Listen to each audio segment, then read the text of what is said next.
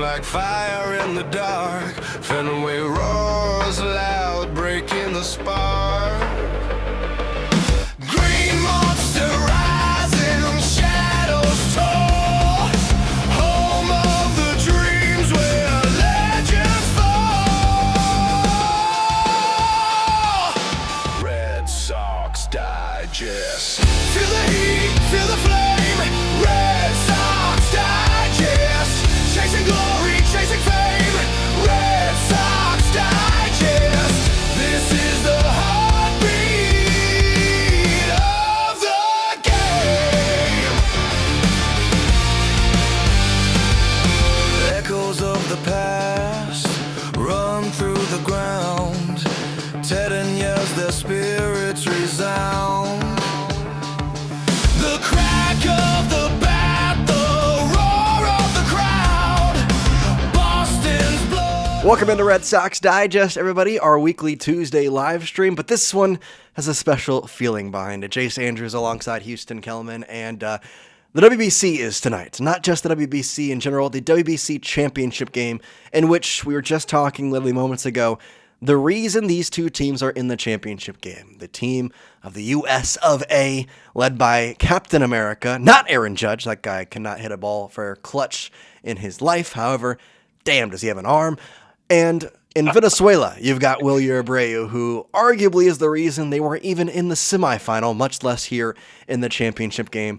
And the Red Sox in general in the WBC have been absolute monsters. And so I figured it'd be fun for today. Obviously, there's some stuff going on in spring training. We'll hit it and touch it just a little bit. But for the most part, I want to make this WBC-centric live stream here because it happens once every 3 years. And on top of it, it's this year, and the Red Sox are killing it. So I want to bring any piece of information and content we can get out of it. So we're going to talk a lot about that. Going to talk a little bit about the Red Sox and kind of what's to come here in the next couple weeks. Obviously, opening day coming up here and right around the corner. I mean, we're talking, what, are we 10 days away now? We're less than 10 days? It's either 10 or 11. Yeah, I don't, because I thought it was the 28th or it was the 26th. I don't think it's the 27th. I don't know. It's either the 6th or the 8th. You're right. Yeah, I'm like, because there's not the 7th. I want to say it was the 6th. That's why I think but that's 9 days away. That seems too close. Because it's Thursday, so it's a week from Thursday. So we're 9. We're 9. It's because Thursday is where we open up in Cincinnati. So we got to be 9 away. Right. Yep. All right, so 9 days away from the Red Sox opening up their season, which that'll be cool. We'll actually get to do a series preview next live stream. Damn, okay, finally. Finally, thank God. Patiently waiting. This is why I've been doing these live streams. Got to get ready for the season. But anyways, I guess let's start with the WBC. And since we last talked, obviously we've had a lot of games conspire because, at that point, a week ago, it was just getting underway with the we were walking into the game against Italy. I was about to say we didn't even get to the final game in the pool play. And of course, then Mark DeRosa's Dumbo happened, and the USA almost didn't even played. Paul Goldschmidt played. Bryce Harper Kershaw was still batting. Like, yeah, Kershaw drinking a beer in the literally. But I guess let's start from there. I want to go back to that Italy game. I personally believe that the reason the U.S. lost that game was a lot because of them not taking it as seriously as they should have, / them not looking at the Italy lineup and thinking anything of it. Which partially because Italy is made up of 23 USA born and raised kids, but it is what it is. I digress, but it is what it is. But overall, I really just thought it was them coming to the ballpark, not caring. And DeRosa literally said it in the pregame interview versus Italy. Yeah, we were here till like 2 a.m. We guys were partying, hanging out. We just beat Mexico. Like we clinched our spot. No, we didn't, buddy. Actually, that's not. We have a 2-0 team coming against us. And then he proceeds to say the next day, oh, I didn't know we were in. Like it was a I misspoke. I misspoke and I misread the calculation. Are both? What's funny is those are two different things. Two different things, there, buddy. But that is the quote. That is what we got from Mark DeRosa. It's a reason I don't believe he'll be managing Team USA next time. But either way, from your perspective, watching it, what did you feel about Team? I mean, Italy's a dang good team. I want to give them respect where credit is. They were the most underrated team in this WBC. They proved it by getting all the way to the semifinals. I'm not I guess I'm not shocked they're not in the championship, but if you would have told me to pick between Venezuela and Italy, I probably would have picked Italy just strictly out of them having the momentum, even with Venezuela beating Japan. But from your perspective, what did you kind of see in that game? Yeah, Italy was the hottest team, it felt like, outside of the DR in the WBC because the offense was on fire, to say the absolute least. They had the most extra base hits, even more than the DR, I believe, going into the game last night against Venezuela. But Venezuela is very well built. Not obviously, they do have Wilyer Abreu, who's batting in like the 6 hole tonight, which is crazy. But they do have Ronald Acuna, they have Tovar, they have a bunch of other major league guys, and we talked about it before we went live here. Their bullpen is legit, especially at the back end of things. Their closers, it's crazy. Their 8 and 9 guys are absolutely filth. They have a great fastball velo, and they sit anywhere from 99 to 101 on basically every pitch. It feels like, unless they spike a slider that you can't even tell is a slider until it's on the floor. It's gonna be a lot of fun to watch tonight. The game against Italy was a lot of fun. The WBC is just, it's phenomenal. It really is. Everything about the WBC has been so much fun to watch. It's from start to finish, regardless of its Team Italy, Cuba, Puerto Rico, Team USA, Japan, you name the team. It has always been exciting. It has always been a joy to watch. And it's just so unfortunate that we have to wait every 3 years for this to actually take place. But it really just shows the importance of it. And I think that's like the biggest piece of it. Like, you don't see Team USA do it as much as other teams like the DR or Venezuela or others, where they do celebrate as much as they do. But that's the joy of it. That's the beauty of it. Not only do all these guys put this jersey on with their country's name, and then they're obviously their names on the back. They're playing for their country. They are trying to represent their country in the best way possible and highlight how great their baseball abilities are. And obviously the talent's different from country to country, without a doubt. That goes without saying anything. But it's been a joy, absolutely a joy to watch. And I'm upset it's ending tonight, but it also means that we are so much closer to the official season actually starting. And like Jace mentioned in the start of this live stream, just 9 days away from opening day for this Red Sox organization against the Cincinnati Reds, who will be without their ace in Hunter Green, unfortunately. But we're getting closer and closer, and I cannot wait. Yeah, I'm super pumped. Even if it is just that we are closer to baseball than we have been in 200 days, 100 days, whatever it might be. So just excited for that. But honestly, looking at just the way this WBC has gone, I think the loss to Italy kind of woke us up in a way, like made us realize this is actually a thing that people care about.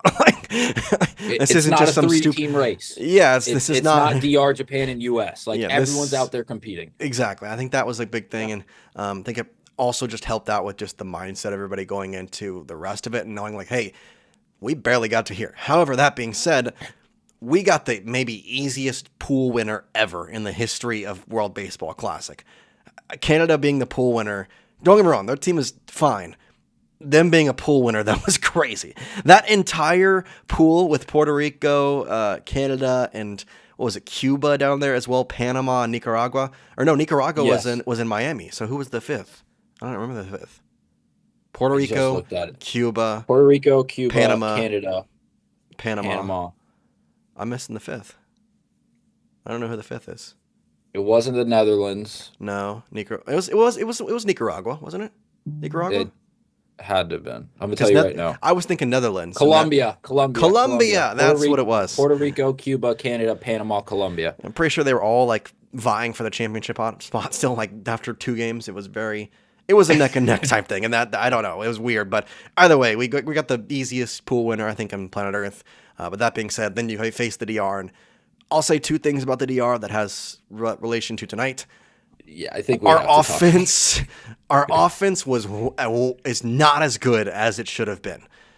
However, we may have underestimated how good our pitching actually is, even without Tariq Skubal. So, I mean, we don't underestimate Paul Skeens. I don't want to make that understood, but the rest of the bullpen coming in and shutting it down, like the only run was that Junior Caminero home run, and the DR had many chances to score, and the bullpen locked it down.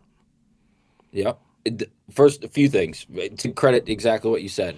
The defense for Team USA, and I should rephrase that in Aaron Judge and Bobby Witt Jr. are so much better than they get credit for defensively.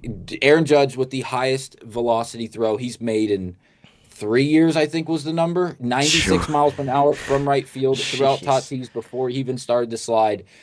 It was like, why'd you run on him? And it was like, well, Tatis is a plus runner. Like, he's not a slow guy. He's a very good athlete. He was rounding second. He felt like he was there.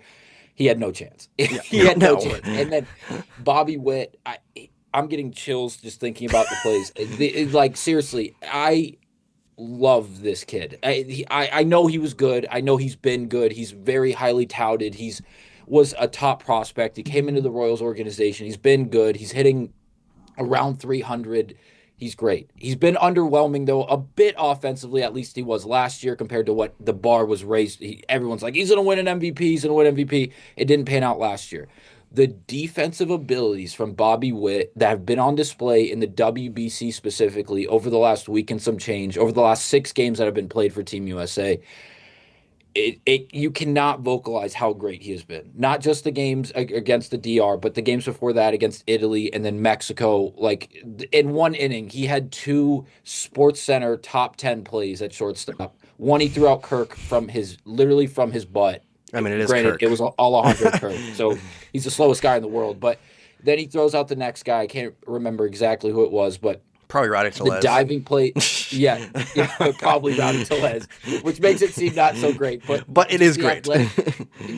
Bobby just has the defensive abilities and the pitching that have been on display for this Team USA team for the last 2 to 3 games against Mexico, Italy, and then the DR.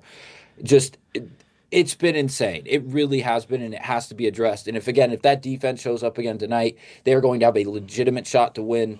We'll get into our winners, I assume, in a little bit, even though we can assume who we both are going to pick in that matchup tonight. But the defense is just so good. It's so fun to watch good defense. I said this last year watching the Fall Classic with, unfortunately, an in-division rival in the Blue Jays, and then obviously the Los Angeles Dodgers, who did end up winning it.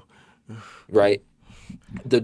The Jays' defense last year in the Fall Classic was so good, even as a rival, as a Red Sox fan and supporter, who's been a Red Sox fan and supporter for 10-plus years now. All you had to do, like watching it, you even had to tip your cap. Watching great defense on the baseball diamond is a joy to watch, and Team USA has been on full display doing that. How is the Yankees' defense in the 24 World Series? Oh, it was really good. It was just like their base running. I thought I was being betrayed there for a second. I'm like, well, you got to get your off here, Houston. No.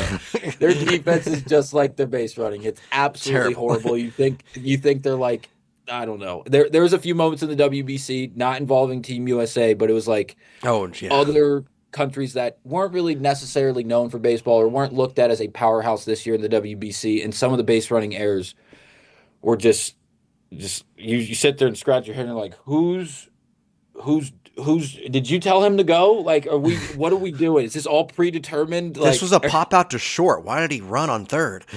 Yeah. Why are they tagging? Rounding second to go to third. What are we doing? No, but when it's been good, it's been great. And it's been a lot of fun to watch, especially as a Team USA fan.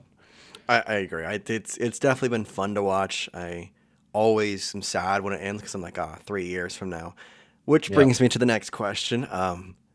A certain individual who is now, I guess, 4 for, 15 in the WBC, said after the first or second game in the pool of play, by the name of Bryce Harper, saying that the Olympics is where it's at and that the WBC is cool and all, but like the Olympics is where it's at. I have my personal opinion on that, but just to save it, what did you make of that comment? Do you agree? Do you disagree? I'm just curious for your stance on that.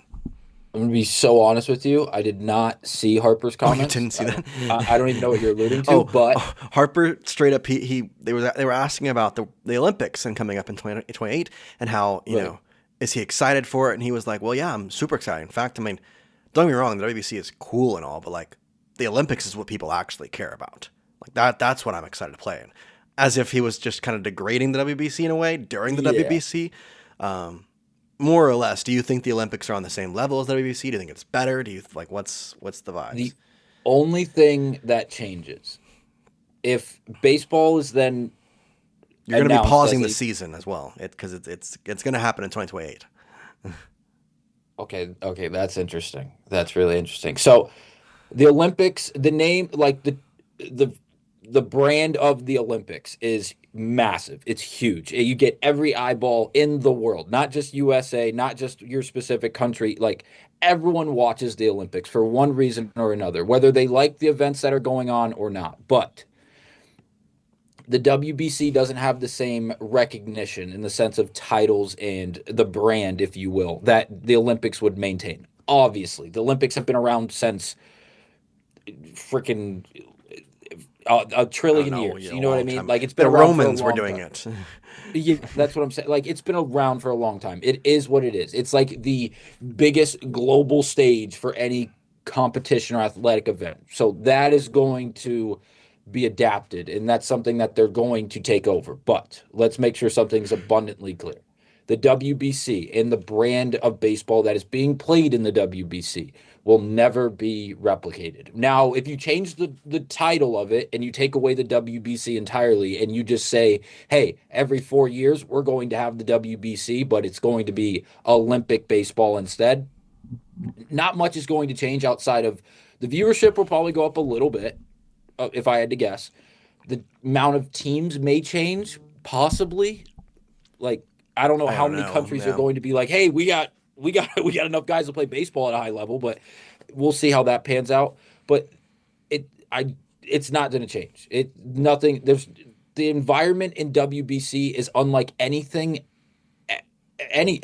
like anything baseball. Like you Well, hear it's all also these guys. played in 4 different locations to where each of like the countries can go and watch and support their team and Right. create these atmospheres, because ultimately you're not going to be having the Olympics played in the DR. Like if it's played in Yeah. Italy, with all It's respect, it's just not going to be the same. The it environment is what creates the WBC, because DR had a 100%. practice game against the Tigers, and the Tigers flew to the DR to do it. Like they said, we'll go play you there. And the atmosphere in an exhibition game for the Dominican Republic against Nuts. might have been better than any sporting event this calendar year. Like straight up, the It's atmosphere in there was incredible, and that's where I think the Olympics just.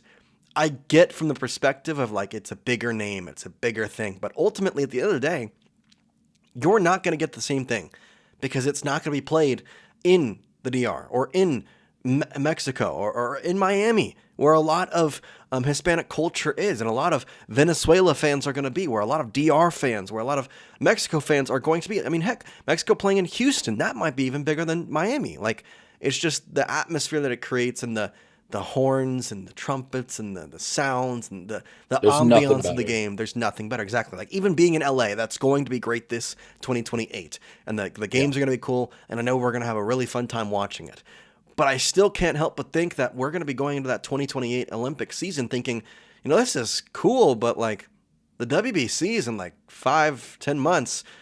I'm excited for that. Now, given the instance of the Olympics and the timing of all, I do expect, and not to mention the whole CBA thing for 2027, I do expect the Right. WBC. I say 3 years. I don't think they're going to play till 2030, which makes this night even more special to Right. baseball fans alike, like you and me, and everybody who can kind of understand what we're talking about with the WBC and the atmosphere, because you don't get this again for another 4 years. You don't, and it makes for something you don't want to talk about because it is so fun. And I understand they can't do that every year because then it just ruins the vibes.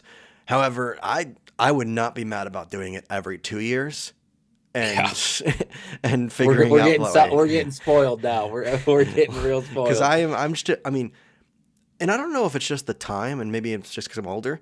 When it was 2017 and Adam Jones Oh, made that catch against Manny Machado, I wasn't as into the WBC as I was. I mean, I was 16 at the time, so like I was there. I guess I yeah. was 15, but I was alive. I could watch. I could do a lot of things. I don't remember much about it. Whereas watching the 2023 WBC, I remember every single pitch. I remember Mike Yeah. Trout and Shohei Ohtani. Now here in 2026, me and my friends who watched it in 2033 are watching it again. So I'm like, has the WBC grown? Like, is that what it feels like? I don't know if that's Like, what do you remember a lot of the 2017 or even back like No. going past that? No, I remember, just like you, I remember everything that's happened this year very distinctively, everything in 23 very distinctively. 17, you remember the big moments. You remember the Jones robbery over Machado, the tipping of the helmet, and like that great moment. But outside of like the other pool play games and the other games leading up to that, you don't remember a lot of it. Well, so I mean, can you tell me who they played in the championship game?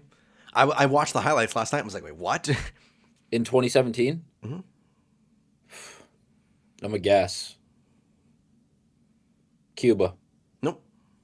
No. Puerto Rico. And Puerto Rico. That makes sense, though. That makes sense. Puerto Rico's had a great team.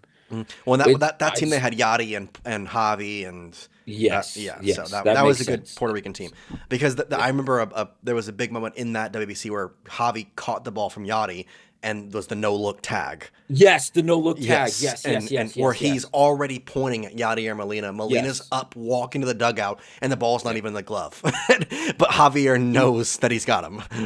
that. I'm not gonna lie. As someone who grew up a Red Sox fan, Yadier Molina was one of like the key players to my baseball love. Like as a kid, like watching him dare people to run, and then he would throw them out blatantly, and then the most lost art in all of baseball, which we saw in the WBC in a huge moment with Ohtani coming to the plate against Japan.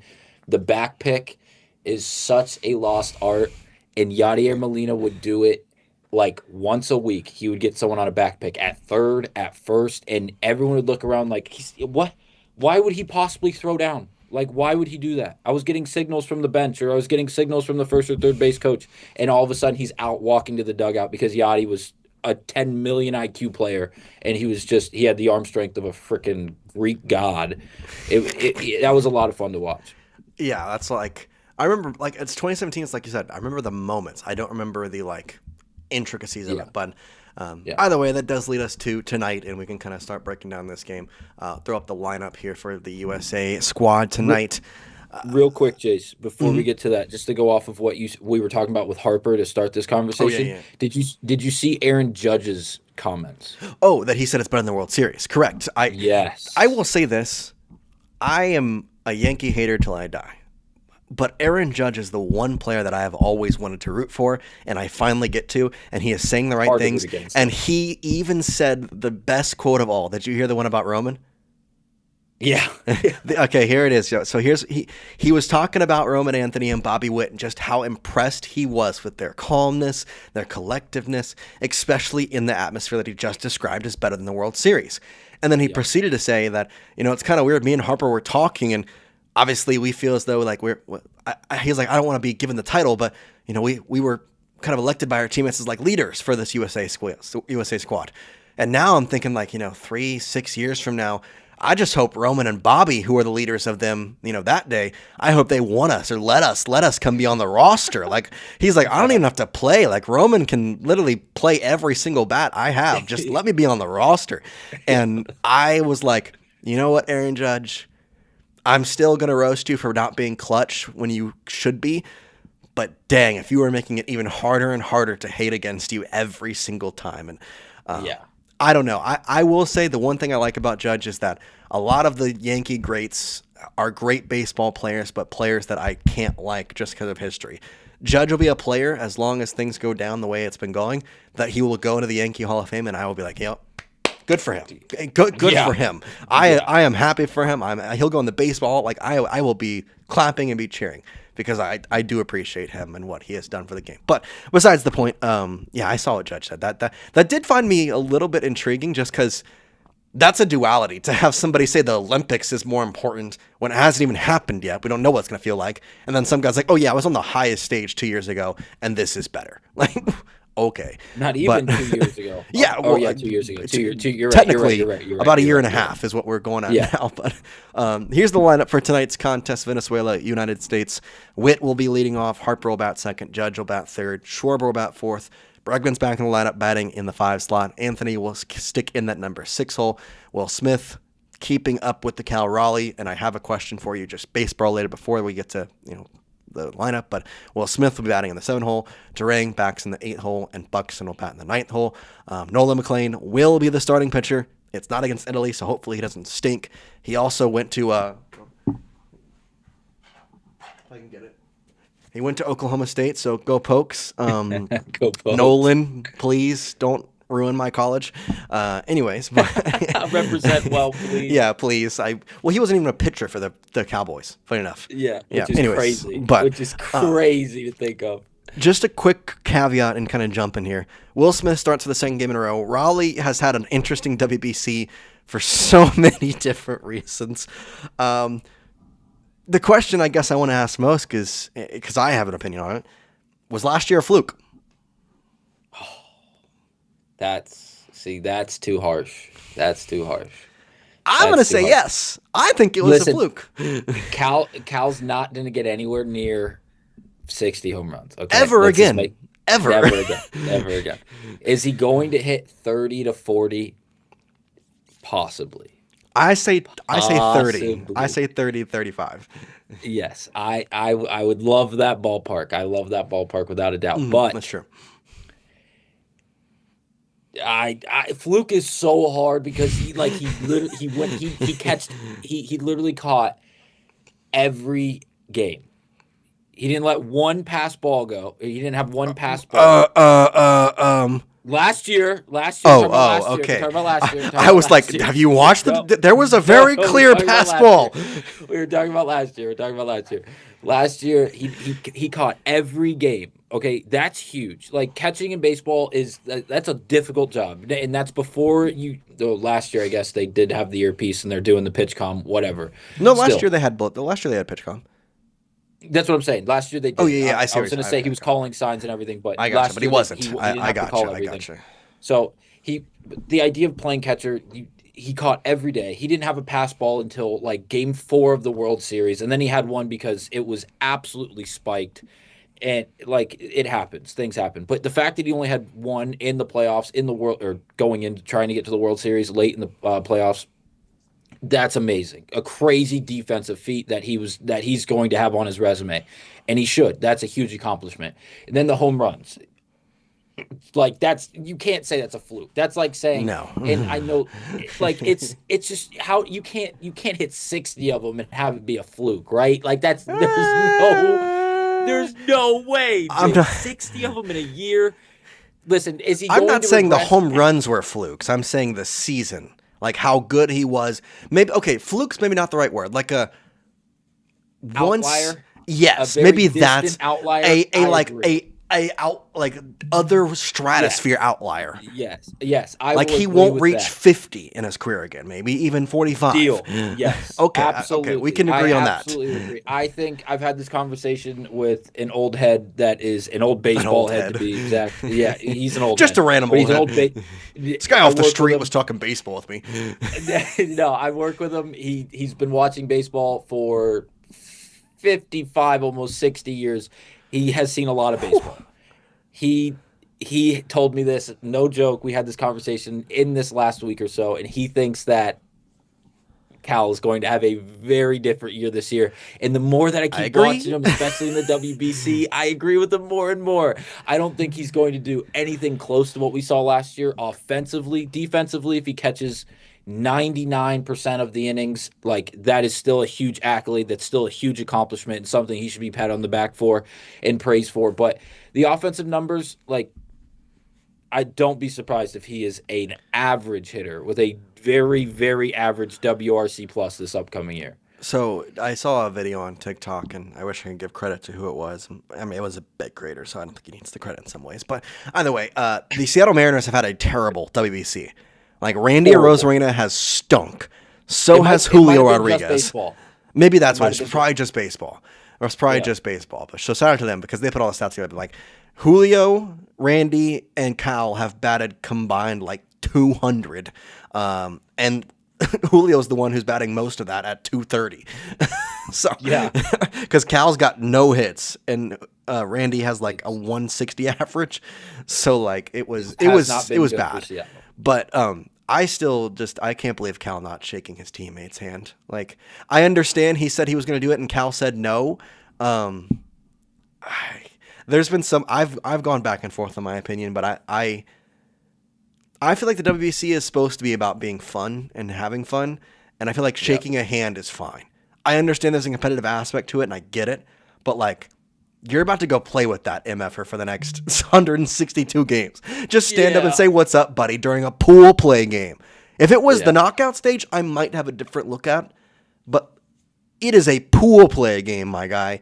Just shake your teammate's hand, say hi. Like, what? You don't have to say good luck. You can say, "Hey, man, what's up?" Like, "Hey, just give him excited to be here." Yeah, something. like give him the glove side. Give him like the wrist. Give him the Howie Mandel like elbow tap because I don't want to touch you. Like, I don't care. Do something though. That's just it. I don't get that. I was a little confused. I will say, it's not that I don't get it. I do like the competitive aspect of it, but like you can give him a fist bump. Like, exactly. If you don't want to stand up out of your catching position, shake his hand, nod your cap, like take the mask off. We're not asking for that. But if you just want to like quick, like, hey, here you go. Like, hey, how you doing? Just a little tap. Hey, here we go. I see you're about to sit down in 3 strikes, like type of thing. Like, that's cool. Yeah, exactly. But like, and to elaborate on what you said earlier, the just baseball, or we assume it's just baseball. Cal Rayleigh. Horrible. Doesn't have a hit yet, and he has a pass ball. And he won't play tonight, probably. Yeah, he's not going to play tonight. Gabe Spear. Oh yeah, he gave up the homer versus. He's pitched 2/3 of an inning or something, and he has like an 8 ERA. He gave up the homer against Canada to give them the 3 runs. J Rod is hitting 200 or 210 or something. Then you have did Munoz play for Mexico? I don't think he ever pitched. I think he was on the roster. Yeah, I don't think he ever. He was on the roster, but he didn't pitch. And then you had Randy Arozarena, who was abysmal. Then you had Josh Naylor, who played for Canada. He was horrible. And then you have Dominic Canzone. He was like 1 or 2 of like 8. And then you had Mile Masterboni. He didn't play all that well. And then you had Eduardo Bizzardo. He also had like a 6 ERA in an inning pitched. The Mariners look not so great right now. And the only thing going for them is the fact that they have 4 Cy Young dark horses in their starting rotation. And that's not an exaggeration. Their starting rotation is ridiculous. Well, I don't get them. I don't get how good their contract is, but Bryce Miller, George Kirby, Logan Gilbert, Brian Wu, all could be dark horses for Cy Young this year, and they're all in the same rotation. Okay, this was from Pool Play, but just before we get to our picks, I do want to give the final kind of stats for the Red Sox in the WBC. So we'll pull that up right now. Credit to Robbie Hyde, got all these stats for us. So, there we go. Bang, here it is. Here are the stats for the Red Sox. Again, this was from March 10th, so this was before the knockout stage officially got going. So, no. But to be fair, in this, Sadan was not in it, Nate Eaton was not in it, and Jarren was not in it. So the only players that have changed have been Masa, Roman, Wilyer, Wilson, which Masa didn't do anything. Roman and Wilyer have done better, and Wilson has not played, I don't believe. Wilson played last night. He did? Okay. I got to be honest, I've not been paying attention to the catchers. He was one of the 3 runs they scored in the 7th because he walked. And then that was like, there was something that happened, moved him over, and then Ronald hit the single deep the third base line. I believe Wilson scored on that. And then Ronald was literally high-stepping down first baseline because he knew he beat it. Well, and then did you see the video of the phone camera from the first base line? Ronald literally was halfway to the foul pole. Like, he kept running. He ran all the way down. Like, he was high-stepping too. He was all the way, like, literally, I kid you not, the foul pole could not have been more than 20 yards away from him. Like he ran an extra 90 feet. Like he 100% ran 180 to get to first. Like, he just kept going. But either way, Jarren Duran was 5 for 10. His line is done. Sadan was 2 for 12. Not great, but the 2 hits were good ones. 1 run. Yeah. Nate Eaton was a god against Tariq Skubal, and that's where 3 of his 6 hits came from. Had a homer and an RBI. Got no hit. Outside of Eaton. Exactly. And these are just the batters. Sadan, obviously, was 2 for 12. And then the guys who have played, obviously, Masa was 6 for 12. I believe he went 0 for 3 with a walk in the game against Venezuela. Don't quote me on that, though. I might have been wrong because I didn't get to watch all of it. I believe you're right. But we can talk about the game before that. Yeah, before that, he was the reason. One of the greatest bat flips I have ever seen in my life. I don't know if you guys never saw it. I don't know if Go Jace, check you it saw out. it. It's He hit amazing. it was a full tomahawk swing. The ball was above the zone. Like if they would have did the ABS, like if this is bottom line of zone, the pitch was right here. Like it It's Moss's golf could have. swing. We know this. It was awesome. And the second he hit it, you got the normal Wilyer where he turns and he screams, and then it was two hands, underhand throw from about the knees all the way up. He threw it in the air like 60 feet.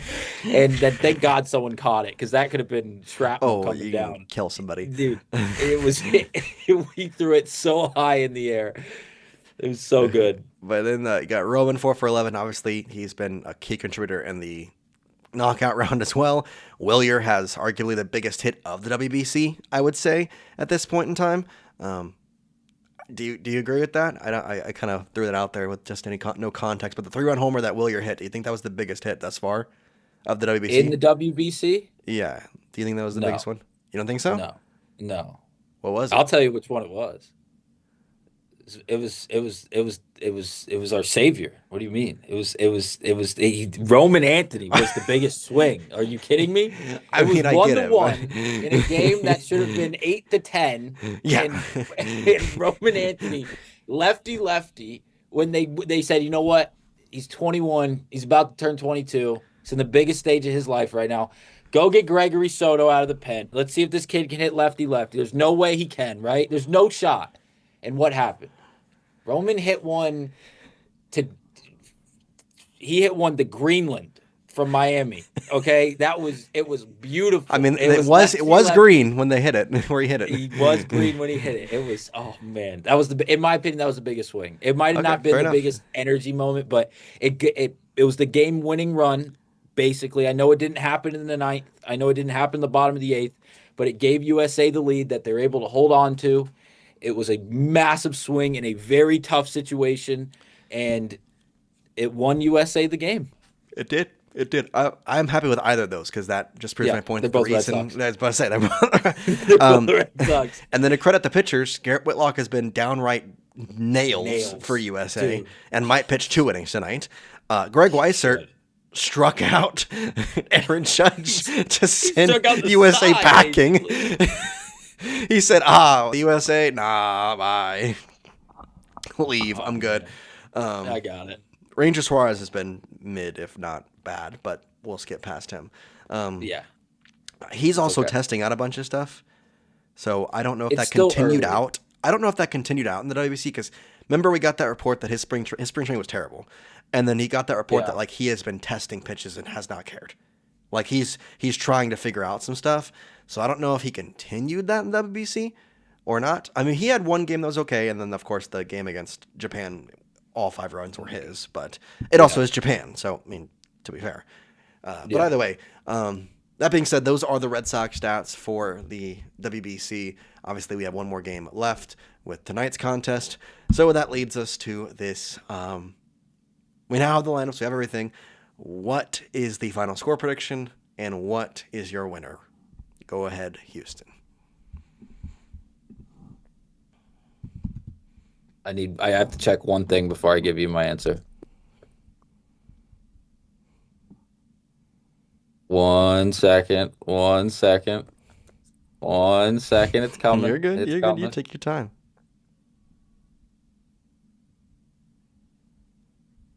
Who the heck's pitching for Venezuela tonight? Venezuela pitching.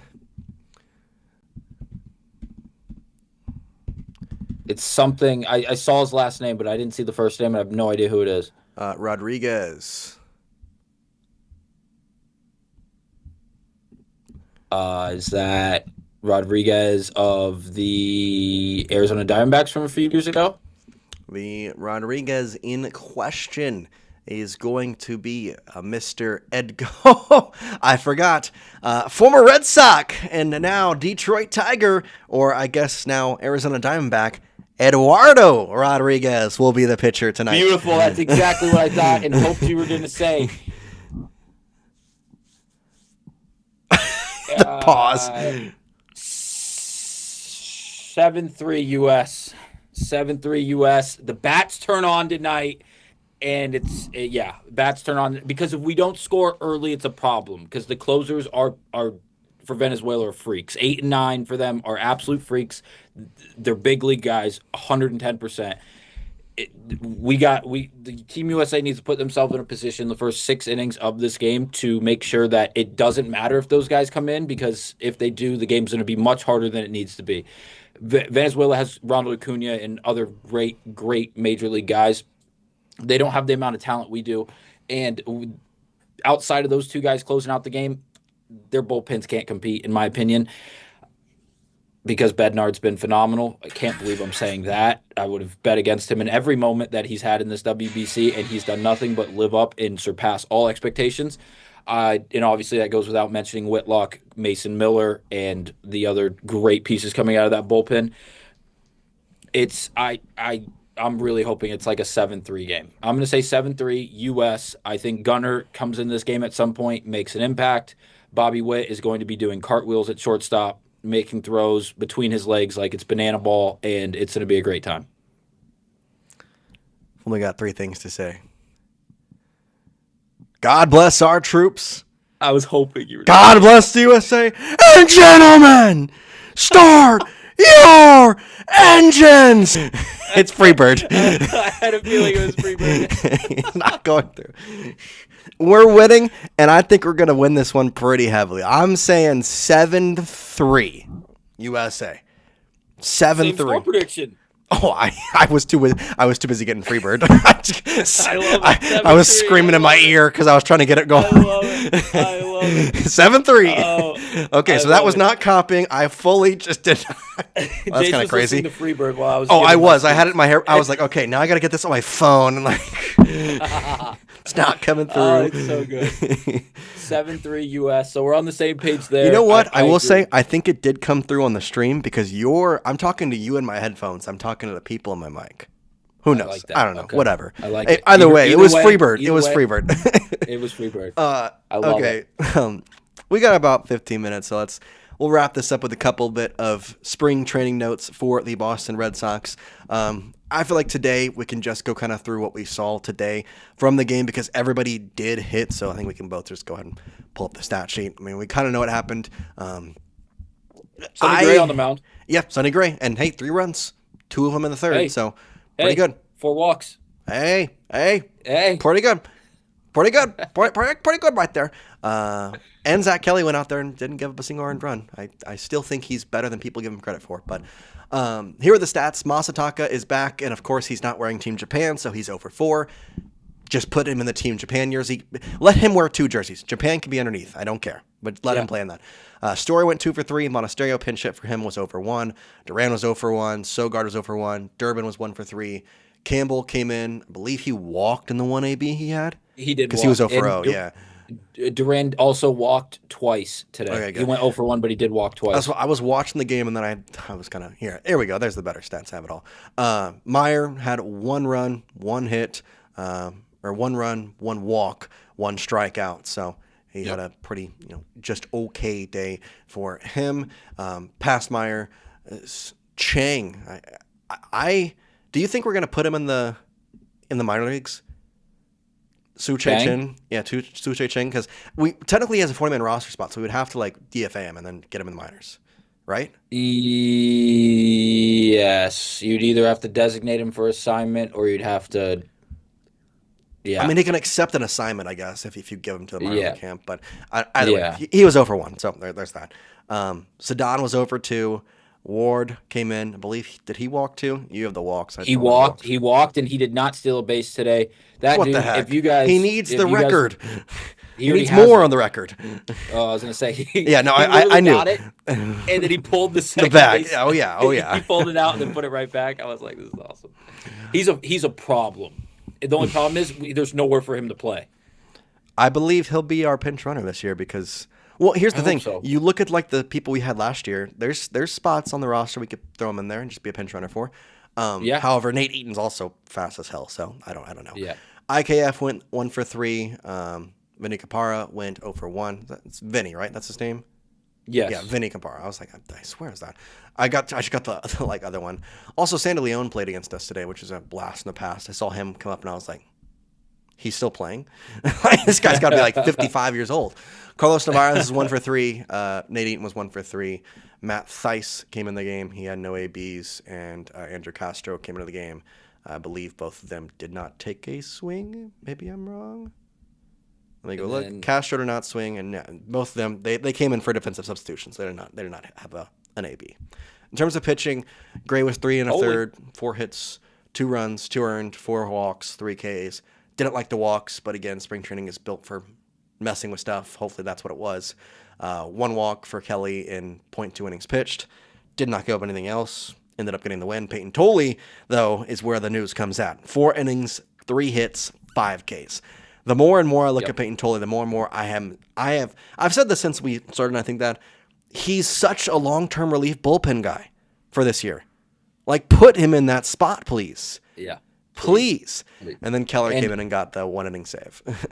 I will say I did not watch all but maybe 90 seconds of today's Red Sox game, the game we just ran through. But I will say Tolley, and again, I'm not referencing today's appearance, but the appearance before this one, he looks so good sometimes, and it's just a matter of the off-speed stuff just working a little bit better than what we saw last year, because if the curveball and the changeup are even remotely there, the adrenaline is so high for this young man. Every single time he steps on the mound or off the bump, he's phenomenal. Like, he sits anywhere from 97 to 100 miles per hour. And if you guys are going off of last year, in spring, I believe it was the last time he actually made a start, not like today where he's coming out of the bullpen. Last time he had a start, it's over. It's over.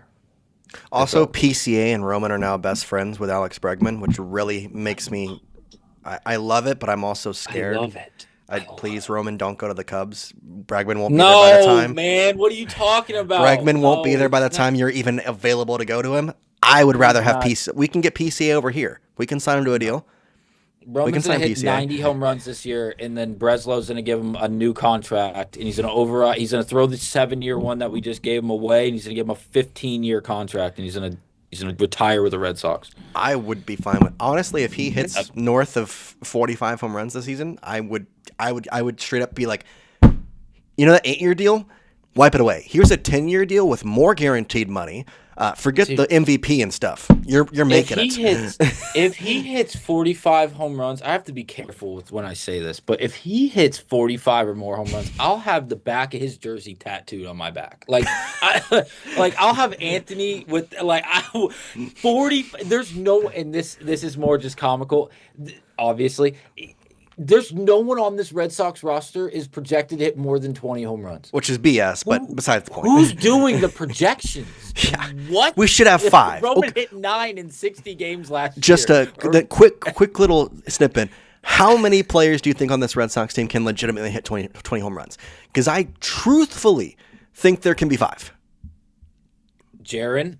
Let's just go top to bottom. So Roman's hitting 1. He can hit 20 or more easily. I think Trevor can hit 20. Jarren's hitting 2. Jarren's can hit 20, especially with what we've seen up to this point. Oh, he's hitting 40. Wait, he's hitting freaking. Yeah, he might break the record. Story absolutely can hit 20, especially what we saw last year. Mm-hmm. And granted, he might hit a lot of doubles off the wall, so he might not hit as many as if he wasn't playing in Fenway specifically, but he can still hit 20 or more. Exactly. Wilson Contreras can absolutely hit 100%, especially in Fenway. We're at 5 already. And then Wilyer. Aren't we? And Wilyer. We're at 4. Wait, we're at 4. We're at 4. Oh, I was about and to then say Wilyer's 5. And 5 guys. And then, the top 5 guys can hit 20. Top 5 guys are going to hit 20 in my mind. Past that, I understand. Like at 6, 7, 8, 9, most 6, 7, 8, 9 guys are not going to hit 20 home runs. But our first 5, I believe all of them will hit 20 home runs.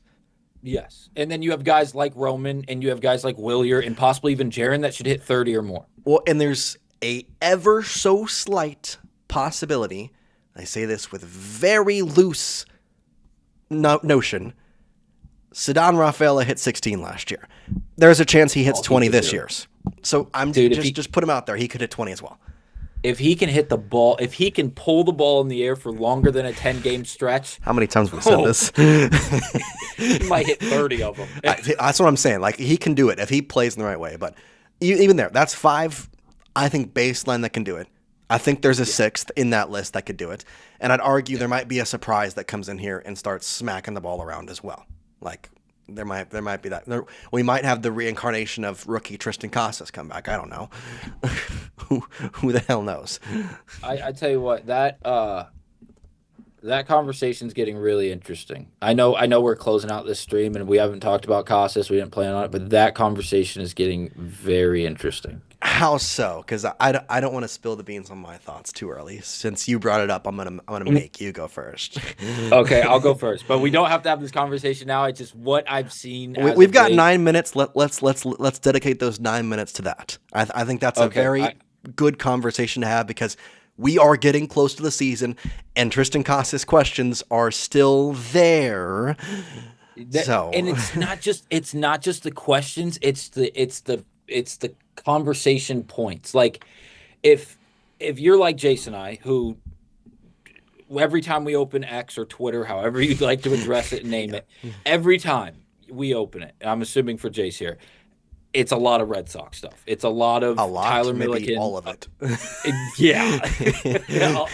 I just got Jared Carrabba's, Tyler, and Coley Mick, just the entire thing. All right. There's Chris Cotillo. Okay, there's the... Yep, the whole thing. So we're on the same page. But the talking points for Casas and everything surrounding him is so intriguing. And also a little foreshadowing, and I'm trying to plug a video that will probably be live in the next hour. I'm putting a video out on a few of our youngsters down in the farm system, Justin Gonzalez being one of them. He is a corner outfielder. He's also 6'7", 270, and he hits the ball 1,000,000 miles per hour, and he's a right-handed bat. Wilson's there. Wilson will be there for a little bit, but when that doesn't work out, are they gonna is it gonna be in a year? Is it gonna be in 2? Like, how is that gonna work out? Is Gonzalez going to be in that first base conversation by the time Contreras is out in Boston? Huge piece of it. But there's Casas is taking ground balls at third. He's taking ground balls at first. Like, are we trying to work him out at third? Are we trying to work him out at first? Are we just trying to get him back in a Red Sox jersey and participating? There's no real concrete information that he's going to be ready for even minor league play and when he does return. There's a lot of different talking points surrounding Casas.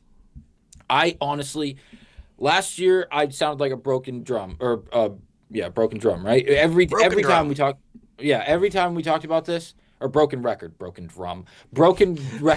Every time Casas' name came out of my mouth, bad that I didn't even understand what you were trying to say. I was like, what is it? It's been a long day, James. I was just jumping up and down. Every time I said Casas, it was trade him to Seattle, trade him to Seattle, trade him to Seattle. Go get anyone not named, who's the one I don't like? The one I didn't name earlier. Brian Wu? No, the oldest one. Luis Castillo. Yes, Castillo, yes.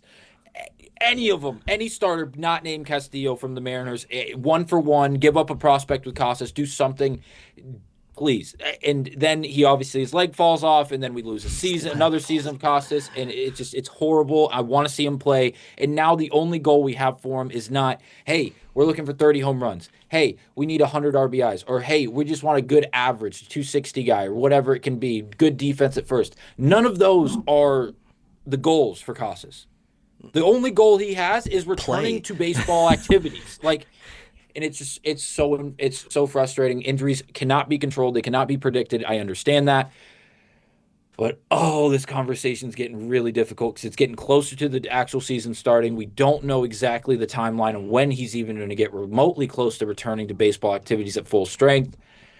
He had an AB on the backfield, and he grounded out to first. He had an AB that was filmed a couple days ago on the backfields. It was a chopper to first. Of course, in typical Casas fashion, it was an 8-pitch at bat that he just grounded out. Yes. Granted, 8-pitch at bat, that's a win. He's swinging the bat. Problem is, here's the problem. It's an 8-pitch at bat with a ground out 9 times out of 10. So I'm a big person of long ABs are great until they're long ABs that all the time consist of outs. Ground balls and strikeouts, yeah, yes. If they're long ABs that never result in anything throughout the season, then they don't mean that much to me at a point. Yeah. Yeah, because they don't result in anything. Like you can work the pitch count, like that's awesome, but it's Cool, just that's great. You got the guys behind us some more breathing room, and they know what's going on. But besides that, yeah, you've grounded out 10 yeah. consecutive times on the eighth pitch. It's so hard because I want to root for him and I want to see him come back. But then when he does come back, I don't even want to get in this conversation because we'll be here for 3 days talking about it. Where the hell is he going to play? First, he'll be back up to he'll back up Wilson. He'll play there every once So in a blue moon. but that's the problem. That's a like that. He's how old is Casas? I think he's 27, 27, 26. 26. He's born the same year as me. That's crazy. Fuck. It's crazy. He's the same age, man. He's like 8 months older than I am. Listen, I wish nothing but the best for this guy. I want to see him come back. I want him to be healthy. But first of all, if he comes back soon, where is he going to play? Is he going to produce two huge pieces? And also, like, is it going to work? Like, oh man, I feel like we've been playing this game for 5 years now. It hasn't been that long. It's been 4 because his rookie season came on. He looked great. We expected a lot of him the next year. He got injured. Okay, fine. Yep. What's going to happen then? 2 seasons ago, it was okay at best. So then the trade came up, and we were like, okay, let's trade him. We didn't. Then this year, the injury, and it's like, okay. Well, He's played. I mean, how many games has he played over the past couple of years? Because the past 2, it's not been much. He played 29 last year.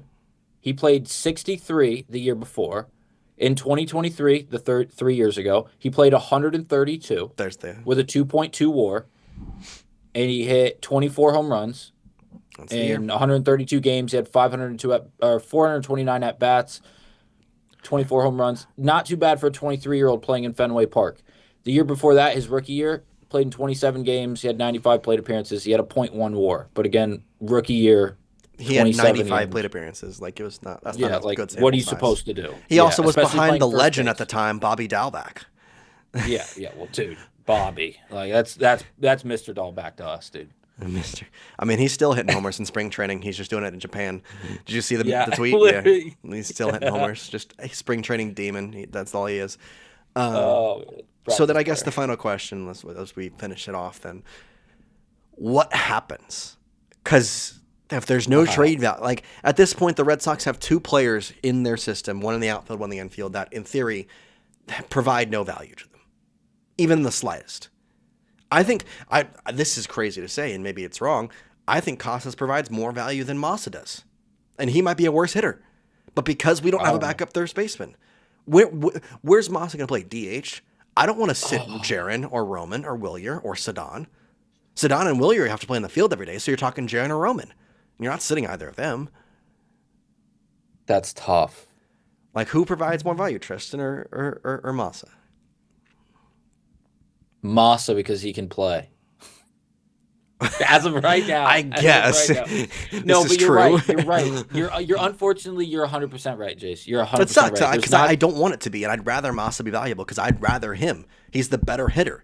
But Tristan, in the sense of where he plays, has a better shot and a more value base to us than Massa, just because Massa's healthy. You're right, and he can play right now, which he isn't. Which is probably exactly why this conversation exists, because he's available. He can play, and he's not. Casas is not available. And if he was available, he probably would play a little bit.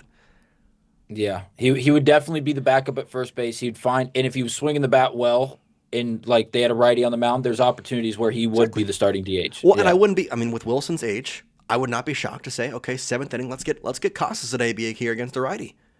Yeah. Like let's throw him in there. Let's see what happens. Depending on momentum. Correct. I mean, if you're up by 3 and all that. Defensive wise, Wilson is better in theory. Matters, but that's so tough. Like the Red Sox have a good problem, but it's still a problem nonetheless. Yeah.